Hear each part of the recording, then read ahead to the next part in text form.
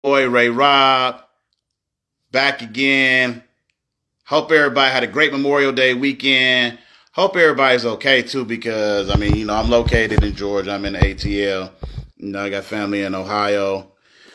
Memorial Day is always kind of a rough weekend because of tornado. It hit my home city, Dayton, Ohio, and my parents' house and a lot of other friends' house, and there's a lot of carnage that took place 2019 during Memorial Day weekend.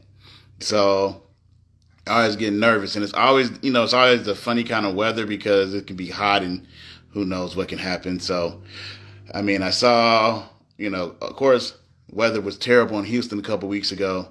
I seen some weather issues in Dallas earlier today, or was it yesterday? We had crazy weather yesterday, in the morning of Memorial Day, and I seen crazy weather in Ohio. So I know it was sweeping through on and off certain areas of the country.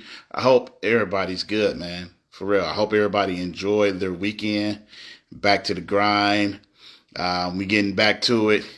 A lot of people, a lot of people, you probably got kids, as far as family members, nephews.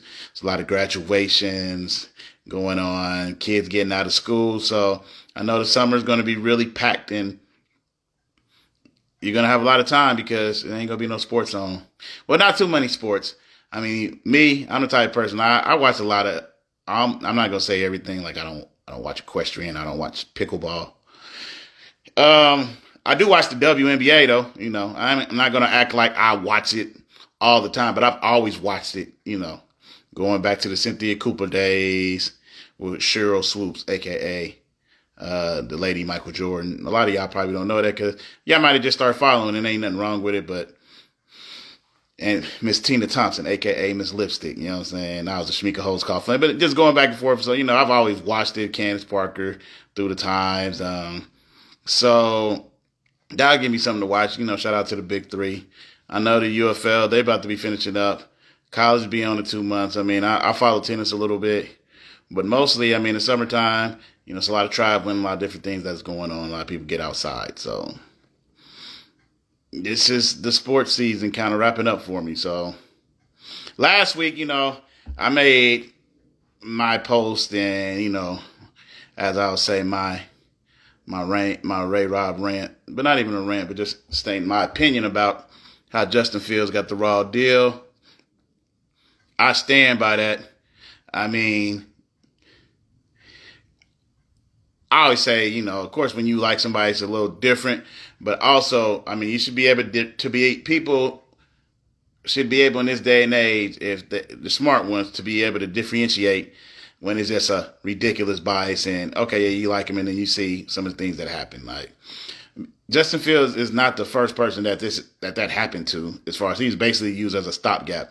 Everybody keeps on saying that he, well, the GM didn't draft him. That didn't mean they just started that shit. They didn't just start it, but it's like a scapegoat out. Basically, if they had the number 2 or 3 pick, they wouldn't be, Justin Fields would still be the quarterback. So, you get it. And he basically went through hell. And you see, like at Pittsburgh, they're getting him back to his old mechanics, because the new mechanics, they obviously probably was trying to make him into Aaron Rodgers, just like they tried to make Russell Wilson into Aaron Rodgers with 2 teachers that ain't did nothing besides being with Aaron Rodgers. But that's not my focus of today. You know what I'm saying? I had some good dialogue, with me. Whether you agree with me or not, man, say how you feel, man. That's what it's supposed to be about now.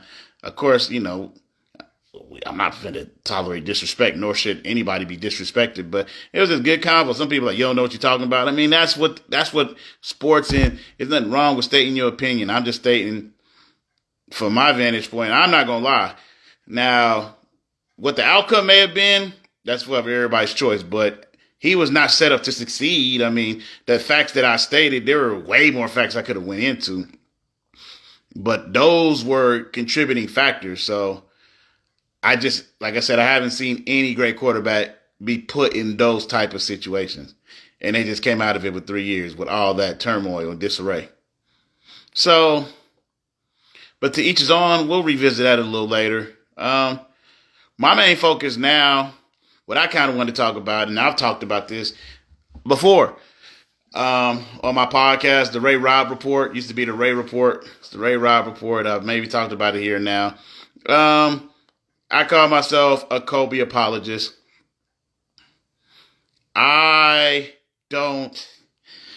Well, I mean, being somebody. So I'm around Kobe's age. You know what I'm saying? So let me give you the subject. Sorry. The subject is why Kobe's name is so easily left out of the GOAT conversation. So this is my perspective. I remember growing up, a lot of people, of course, it was MJ. It was MJ. Everybody wanted to be like MJ. So I don't see what the problem was. Like Kobe, they made it. When I say they, like media and everybody wanted to aspire to play like Michael, and everybody, it used to be it was the Michael Finleys, the Vince Carters, Harold Miners. There was so many people that could be the next Michael Jordan. And then Kobe got close to it with his style of play, and they flipped it around, and now it's a negative. So you play so good, you were that great of a player that you resembled the person that many felt is the greatest ever, and they got flipped to be a negative. Like, well, he can't be better than him. And I'll get into some of that later. Just think about it.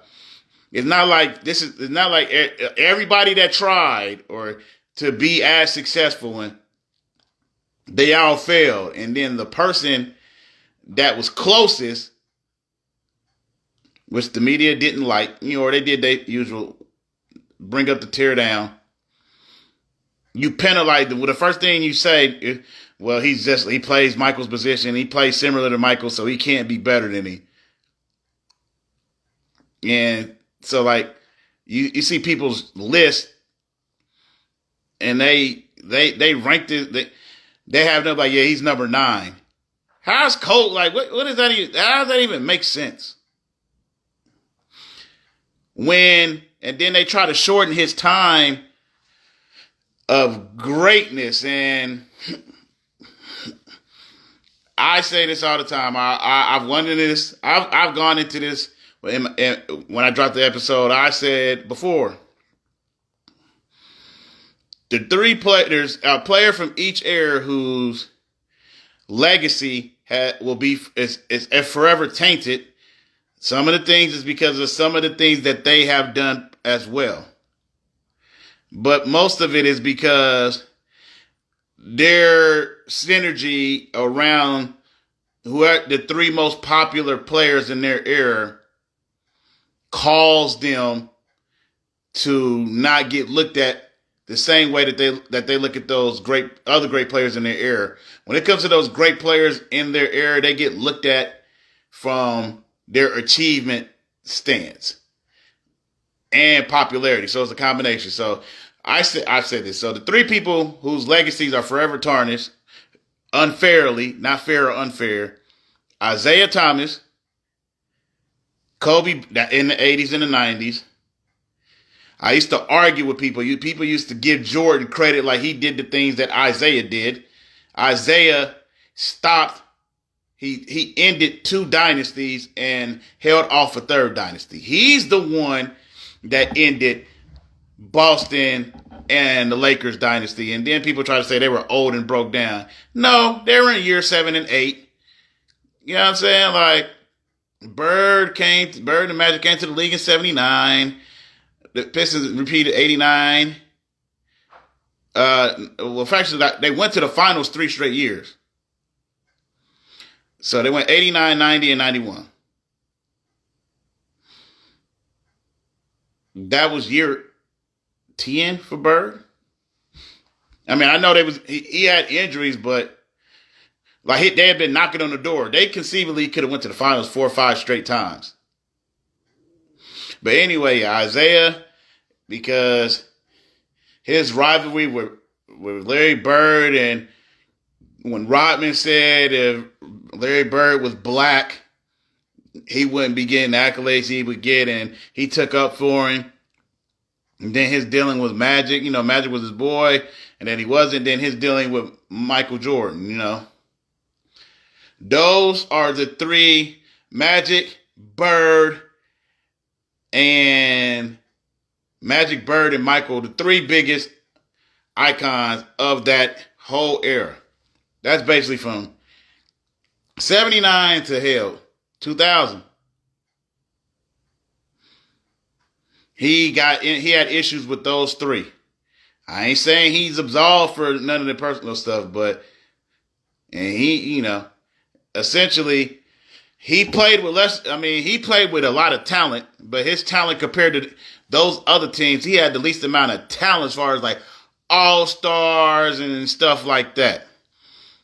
The Celtics had like 7 Hall of Famers on their team, at least 5 or 6 Hall of Famers. Lakers about 4 or 5. Chicago, I'm gonna say like 3. I mean, you got Michael, Scotty, Rodman. Okay, that's it. But they had very good players like a Ron Harper used to average 24, 25 in the league at one time, who became an elite defender. Tony Kukoc, who was the best European player. Like Horace Grant, who was one of the best two-way power forwards in the 90s. 3-point champion after 3-point champion when John Paxson, Steve Kerr, Craig Hodges, like B.J. Armstrong. Around, they knew what they were doing. But anyway, and Isaiah, it was him, Joe Dumars, and a bunch of very good, borderline to great. They were a great team, but they had a bunch of role players that played their role to the highest level. But yeah, so Isaiah, that's why his issues, because Magic, Jordan, and Bird are beloved. And so, and it starts with the media. So now, of course, I at my big age, I remember, media used to just be one side, so they could just tell their side of the story. And if they liked you, they rock with you. If they didn't, they're going to put out negative stuff. It's not until recently where players can kind of bite back. And then you see so many people going at Isaiah saying like he's bitter. Nah, he has to continually tell what happened as far as the basketball wise. Because people don't like his personality or whatever they've been told or some things he may have done. Like he's not absolved from that crazy BS, whatever used to happen in New York. It was cool, but that stuff with Stephon Marbury at the end and legal stuff, like that counts too. But as far as on that court, like to me, like he's the second best point guard I ever seen. I don't care what anybody says.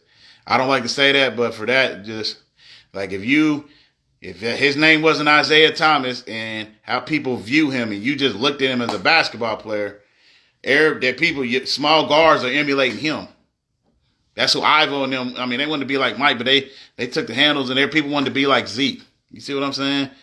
So his legacy is forever tainted. Kobe was affected by Shaq, MJ, and LeBron. Those are the next 3 most popular players in the league. And even though Kobe is one of those that was beloved, when he got into it with Shaq, first of all, he wanted to be like Jordan. They felt like he was a hot shot. He was coming out of high school, which was unknown. Shooting guard coming out of high school was never happened before. And he got punished for it by his coach, Dale Harris, who didn't want to play him. Eddie Jones was cold, but his like he said, his contemporaries got to play right off the bat. He didn't get to play, so he was behind the 8 ball. They brought in him, KG, Ivo, and all. They brought in this new wave, and people rejected it. Shaq. They fell into that whose team it is. Shaq was more beloved. Shaq was the most dominant player in the league, but I mean, how it used to be, I used to not like Kobe. I'm not gonna lie. And he was closer to our age and everything, so it's like you're not looking up to him. You looking like we the same age. Like I remember some of the things that people used to say that I used to say, like, man, he walk and talk like Jordan. Man, he be chewing his gum like Jordan. Man, he ain't gonna never be Jordan. Like, meanwhile, everybody on the basketball court that I saw walked and talked like Jordan, had the little sleeve on like Jordan. My homeboy acted like he had the flu when we was playing down in his backyard, trying to come out and play like Jordan after Jordan had the 38 and was leaning on Scottie Pippen. Everybody did it. But it was only like Harold Miner is called Baby Jordan right now, and nobody has an issue. Vince Carter was really supposed to be the one that took over. I thought Tracy McGrady, talent-wise, was better than Kobe Bryant until I just realized, you know what I realized? I realized I didn't like him because he was that good. And then I was like, man, he just that good. And then then the way people kind of flipped on it, not to say he doesn't have things that he needed to correct, off the court stuff. And I'm just talking about from a basketball perspective. Shaq, MJ, and LeBron. When he had those issues off the court, they couldn't wait that, they touted LeBron. Like, LeBron is the he's the opposite of Kobe. He's all about his teammates. He's more like Magic. He passes first. He was all about the team success. I remember how they played all that up. And I also remember when LeBron wanted to go to Miami, how they flipped on him, and then all of a sudden they tried to prop up D-Rose and then prop up Kevin Durant, that they were better than. And I'm just like, so I see the smoke and mirrors, but like those two's legacy will forever be tarnished. And of course, the third one, without a doubt, in this era, is Kevin Durant. I mean, Kevin Durant. I think I've spoken about that before. I'll have a whole nother segment just on him. I'll break it down like I broke down to Justin Fields. People expectations for you. They set expectations that even if he would have achieved, you still wouldn't care because you don't care. You don't like him.